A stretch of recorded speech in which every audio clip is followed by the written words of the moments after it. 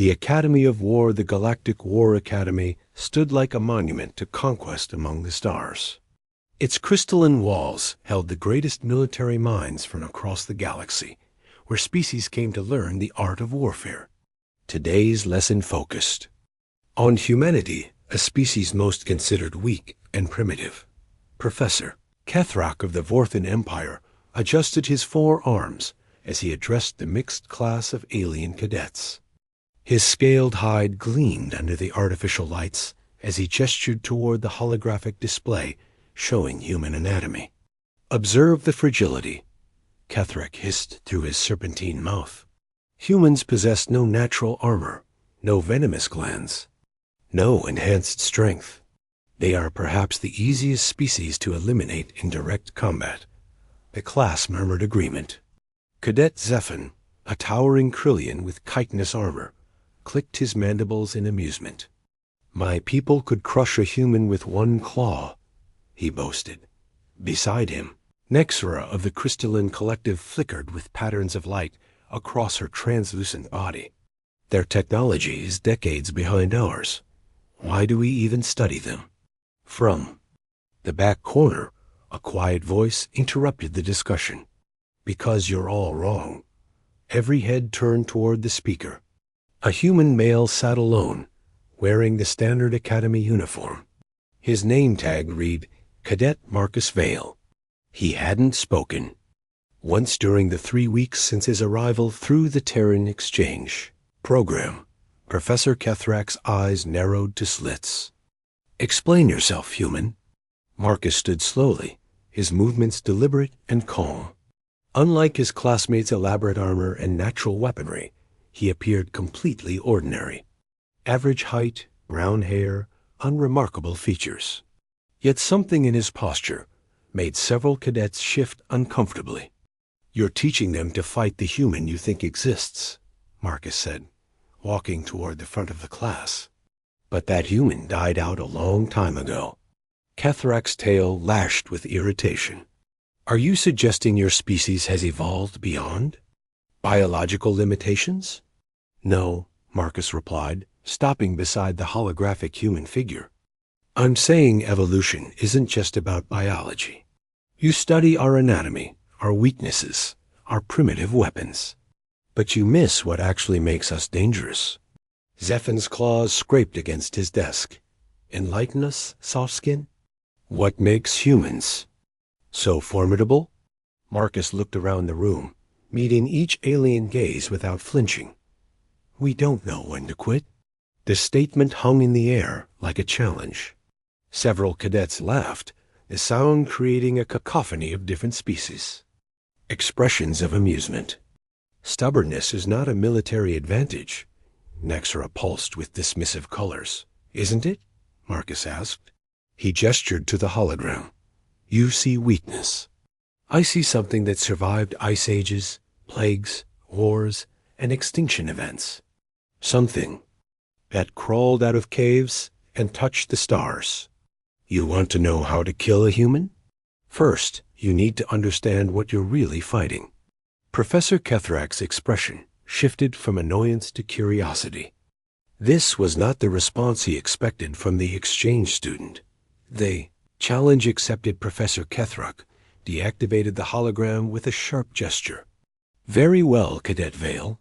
Since you dispute our analysis, perhaps a practical demonstration is in order." The classroom fell silent. Practical demonstrations at the Academy often involved live combat scenarios. Marcus nodded once, unsurprised by the challenge. "Combat parameters?" he asked simply. "Standard elimination match," Kethrak replied, his scaled fingers dancing across the control panel. "You versus Cadet Thorvin of the Siege Lords." A collective intake of breath swept through the room. Thorvin rose from his seat, 7 feet of reinforced bone and muscle. His species, the Siege Lords, were bred for war. Natural armor plates covered his gray skin, and his forearms ended in claws that could shred metal.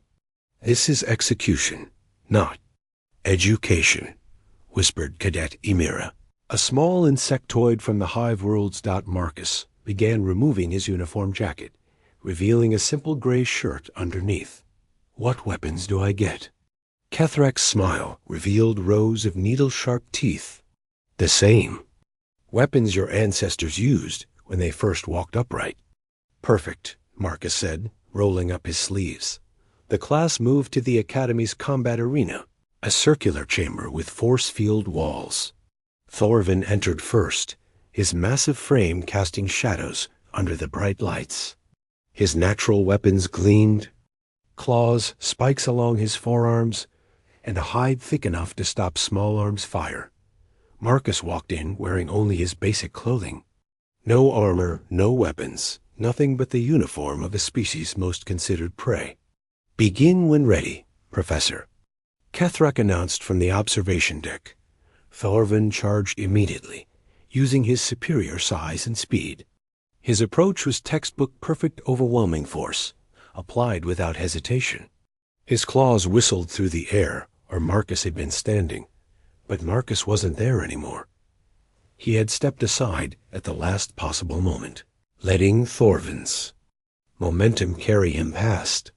As the Siege Lord stumbled, Marcus grabbed his opponent's wrist and used Thorvin's own strength to send him crashing into the arena wall. "Impossible," breathed Zephan. "Humans don't possess that kind of reflexes." Thorvin recovered quickly, snarling in his native tongue. He turned and swung again, this time more carefully. Marcus ducked under the swing and drove his shoulder into Thorvin's midsection. The impact should have been meaningless against the alien's natural armor. Instead, Thorvin doubled over, wheezing. "Solar plexus," Marcus explained to the watching class as he stepped back. "Armor doesn't protect everything." Thorvin roared and launched a coordinated attack with all four arms. Marcus moved like water, slipping between the strikes. When he couldn't dodge, he redirected, grabbing a wrist here, pushing a shoulder there, using Thorvin's aggression against him.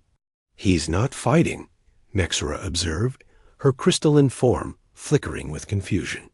"He's dancing." "No," Professor Kethrak corrected, his voice filled with growing understanding. "He's learning." Marcus was indeed learning. Each exchange taught him more about his opponent's patterns, weaknesses, and limitations. When Thorvin grew frustrated and overextended, Marcus was ready. He caught the Siege Lord's arm, pivoted, and sent the massive alien tumbling across the arena floor. Thorvin lay still for a moment, stunned. When he tried to rise, Marcus was already beside him, one hand pressed gently against the alien's throat. "Yield," Marcus said quietly. The arena fell completely silent. A human unarmored, physically inferior in every measurable way, had defeated one of the galaxy's premier warrior species. The revelation Thorvin stared up at Marcus in disbelief before slowly nodding his surrender. The human stepped back and offered his hand to help the defeated Siege Lord to his feet. Thorvin accepted the gesture, rising with newfound respect in his eyes. "How?" Zephan demanded from the observation deck. The size difference alone should have made victory impossible. Marcus dusted off his shirt, seemingly unbothered by the attention. "Size matters less than you think. So does strength, armor, or natural weapons. What matters is adaptation." Professor Kethrak descended to the arena floor, his serpentine form moving with predatory grace. "Explain this adaptation, human." "Every species here evolved for their specific environment," Marcus began, addressing both Kethrak and the watching. "Cadets, Siege Lords developed armor and strength for their high-gravity world. Krillians got claws and mandibles for hunting in their crystal forests. Vorthans gained multiple arms and speed for their mountainous terrain." He gestured around the arena. "But humans? We didn't specialize. We adapted. When the environment changed, we changed with it. When prey became scarce, we learned to hunt differently. When predators threatened us, we developed new strategies." Cadet Emira's compound eyes focused intently. But surely raw physical power must count for something. It does, Marcus agreed. But power without intelligence is just noise. Thorvin is stronger than me, faster than me, better armored than me. But I spent the first 30 seconds of our fight learning how he moves, how he thinks, how he reacts under pressure. Thorvin nodded slowly. He was not trying to defeat me immediately. He was gathering information. Exactly, Marcus said. Humans don't just fight with our bodies. We fight with our minds. Every battle teaches us something new about our opponent. Every defeat shows us what doesn't work, so we can try something else. Professor Cathrak's tail twitched with agitation. Are you claiming this makes humans superior warriors? No, Marcus replied firmly. I'm saying it makes us different warriors. Most species fight the way their biology dictates. Humans fight the way the situation demands. Nexera pulsed with skeptical colors. One victory in controlled conditions proves nothing. In real warfare, superior technology and numbers decide the outcome. Marcus looked up at her through the transparent arena wall. Do they? Your crystalline collective has been at war with the hive worlds for 6 cycles, right? Both sides have similar technology, comparable numbers. Why hasn't either side achieved victory? The question struck home. Emira's antennae drooped slightly. The conflict has reached a stalemate. Because you're both fighting the same way. You always have, Marcus observed. Using the same tactics, the same strategies, the same thinking. Neither side adapts, so neither side wins. Cathrak studied the human with new interest. And humans would handle such a conflict differently? We'd have to, Marcus said simply. We don't have the luxury of matching our enemy's strength for strength, so we find another way. We adapt our tactics to exploit their weaknesses. We change our approach when the old one stops working. We keep trying new things until something breaks the stalemate. The professor began pacing around Marcus, like a predator circling prey. Yet human military history is filled with defeats. Your own world wars cost millions of lives. They did, Marcus acknowledged without shame. But notice we called them world wars, plural. We lost battles, campaigns, entire theaters of operation. But we learned from each defeat, adapted our strategies, and kept fighting until we won. Zephin's mandibles clicked thoughtfully. You're describing persistence, not tactical brilliance. Sometimes they're the same thing, Marcus replied. The willingness to keep going when everything seems hopeless, to find new solutions when the old ones fail. That's not just persistence. That's evolution in action. The arena fell quiet as each cadet absorbed this perspective. They had come to learn about human weaknesses, and instead discovered something far more unsettling. Human adaptability was their greatest strength. The deeper truth, Professor Cathrak finally stopped pacing and faced Marcus directly. Your demonstration raises disturbing questions. Cadet Vale, if human adaptability is truly superior, why hasn't your species dominated galactic politics? Marcus sat down on the arena floor, his casual posture a stark contrast to the formal military. Bearing of his classmates, because we're still learning how to be a galactic species. For most of our history, we only fought other humans. We adapted to human tactics, human thinking, human limitations. He gestured toward the observation deck where the alien cadets watched intently. Fighting you is different. Each species brings unique advantages we've never encountered. It's like starting over. Cadet Emira leaned forward against the force field. Are you saying humans are ... study us? Every interaction teaches us something, Marcus confirmed. How Krillians think in geometric patterns because of your crystal forest. Environments. How siege lords rely on intimidation before physical force. How Vorthans use their multiple arms to create complex tactical combinations. Thorvin's armored plates shifted as he considered this. You were studying me during our combat. From the moment you stood up, Marcus agreed. The way you rose, the distribution of your weight, which arms you favored, how your breathing changed when you became aggressive. Every detail was data. Zephin's claws scraped nervously against his carapace. This is ... unsettling. You make it sound like warfare is just an elaborate research project, isn't it? Marcus asked. Every battle is an experiment. Every strategy is a hypothesis being tested. The difference is, when most species' hypotheses fail, they try the same thing harder. When human hypotheses fail, we try something completely different. Professor Kethrak's serpentine form coiled with tension. Yet humans lost the recent border skirmishes with the hegemony forces. Your adaptability didn't save your colonies. For the first time, Marcus's expression hardened. Those weren't battles. Those were massacres. The hegemony didn't give us time to adapt. They struck fast, struck hard, and moved on before we could analyze their tactics. Proving that adaptability has limits, Kethrak observed. Proving that. Surprise has value, Marcus corrected. But surprise only works once. The hegemony won because we didn't know they were coming. They won't have that advantage again. Nexara's crystalline form flickered with curiosity. What makes you so certain? Marcus stood and brushed dust from his clothing. Because every human who survived those attacks learned something. Every refugee who escaped carried information. Every report filed added to our understanding. The hegemony revealed their capabilities, their tactics, their technology. His voice carried a quiet intensity that made several cadets step back unconsciously. They showed us what they can do. Now we'll show them what we can do with that knowledge. You speak as if defeat was merely education, Thorvan observed. Every defeat is education, Marcus replied.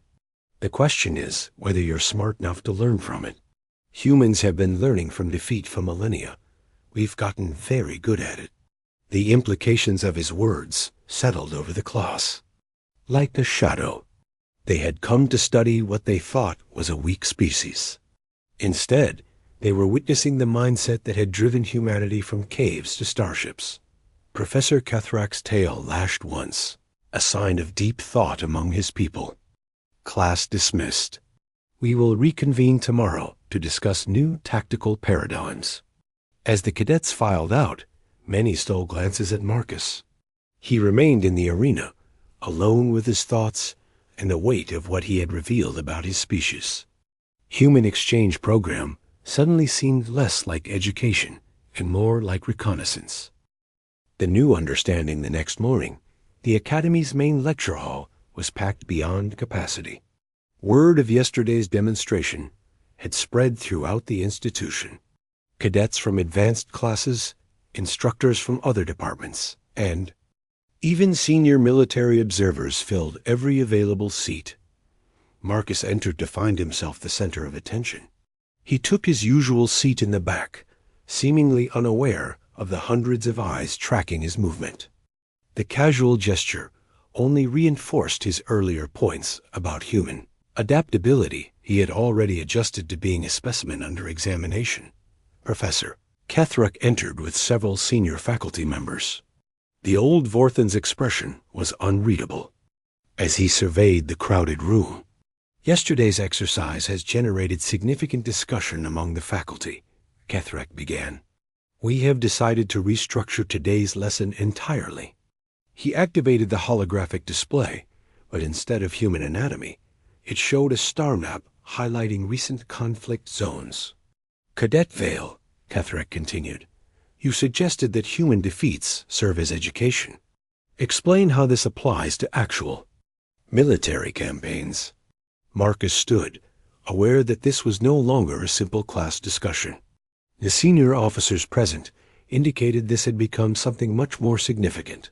Take the Rigel system conflict, he said, pointing to a highlighted area on the star map. Human forces were outnumbered 3-1. Our technology was inferior. Our supply lines were overextended. By every tactical analysis, we should have been eliminated within days. Admiral Vorthik of the Hegemony 1 of the senior observers shifted. In his seat, he had commanded the Rigel campaign. Instead, Marcus continued, the conflict lasted 8 months. Human forces kept changing their tactics, avoiding direct confrontation, striking supply convoys, targeting communication nodes. Every time Hegemony forces adapted to counter our strategy, we adapted a new one. Eventually, you still lost, Admiral Vorthik pointed out, his multiple arms gesturing dismissively. We lost Rigel, Marcus agreed.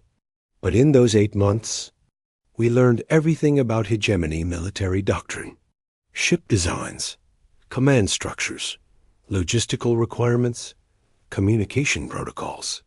That knowledge has been disseminated to every human military unit in the galaxy.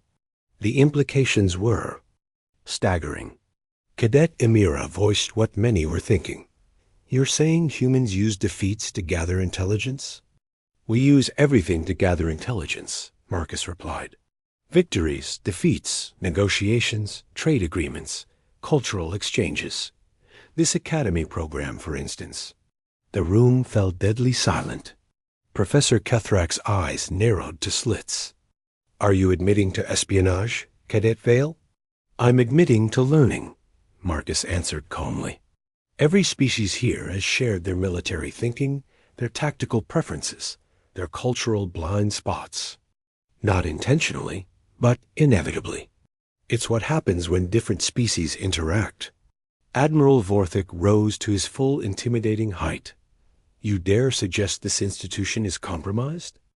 I suggest this institution is exactly what it claims. To be, Marcus replied without backing down, an academy for learning about warfare. Everyone here is learning about everyone else. The difference is, humans are the only ones doing it deliberately. The accusation hung in the air like a live explosive. Several alien cadets looked around nervously, suddenly aware of how much they had revealed about their species' military. Traditions, necks were pulsed with rapid, agitated colors. This entire exchange program is a reconnaissance mission? Every exchange program is a reconnaissance, Marcus said. Cultural, technological, military information flows both ways whenever species interact. Most of you just don't think strategically about it. Professor Kethrak stepped forward, his serpentine form coiled with tension. Are you saying humans view all interspecies relations as potential intelligence gathering? Marcus considered the question carefully. I'm saying humans view all relations as learning opportunities. Whether that makes us spies or students depends on your perspective. He gestured around the room. Right now, I'm learning how each of your species reacts under pressure. Some of you are angry. Some are frightened. Some are calculating. That's valuable information. But you're learning the same things about me. Admiral Vorthik's claws extended slightly. Perhaps this program should be terminated immediately. Perhaps, Marcus agreed. But then you'll lose the opportunity to understand how humans really think. And I'll lose the chance to understand how you think. We'll go back to making assumptions about each other instead of learning facts. The room buzzed with quiet conversations. In dozens of alien languages, the human had turned the accusation of espionage into an argument for continued cooperation. Professor Kethrak studied Marcus for a long moment. What would you recommend, Cadet Vale? Keep learning, Marcus said. Simply, all of us. The galaxy is full of species who barely understand each other. Maybe it's time we changed that. As the debate continued around him, Marcus sat back down. He had accomplished something remarkable. He had transformed suspicion into curiosity. The other species were no longer just studying humans as potential enemies. They were beginning to understand them as potential allies. The real lesson wasn't about how to kill a human. It was about how to coexist with a species that never stopped learning, adapting, and growing outside the Academy's windows. The stars waited vast, unknown, and full of possibilities that would require every species working together to explore.